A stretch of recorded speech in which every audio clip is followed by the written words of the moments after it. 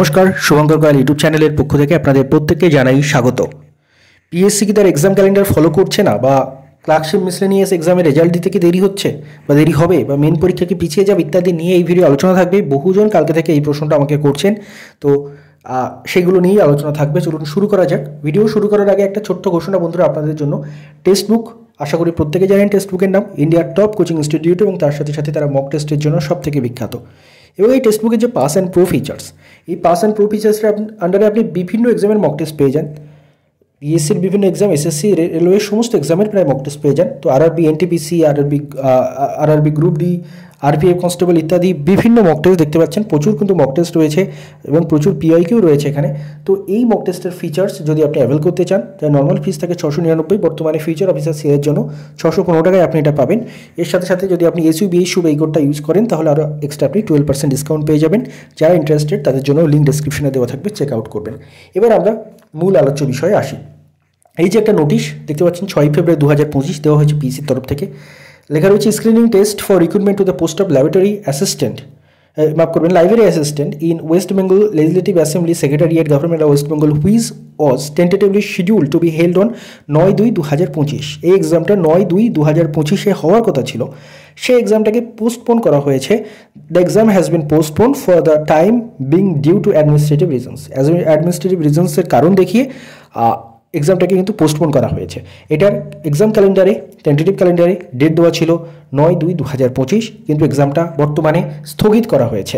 The revise date of the examination will be announced on the commission's website in due course. এবং এর পরবর্তী exam date সেটা in the due course commission জানাবে বলছে। The candidates are requested to follow the commission website for the updates.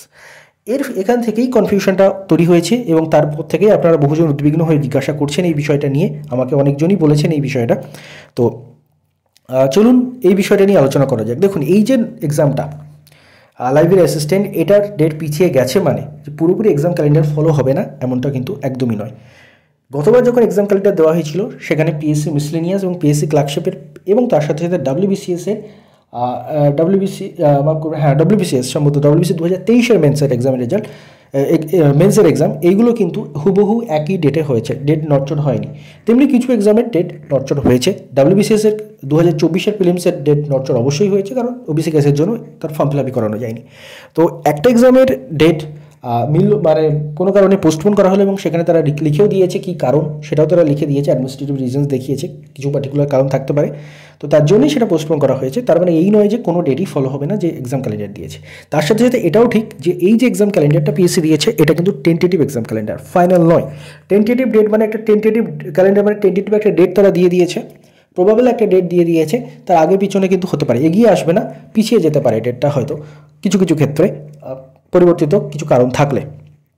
এটাই হচ্ছে ব্যাপার। তো এবার সমস্যা হচ্ছে পিএসসি মিসলেনিয়াস ক্লার্কশিপের রেজাল্ট কি দেরি হবে, এই বিষয়টা নিয়ে ধোঁয়াশা প্রচুর রয়েছে।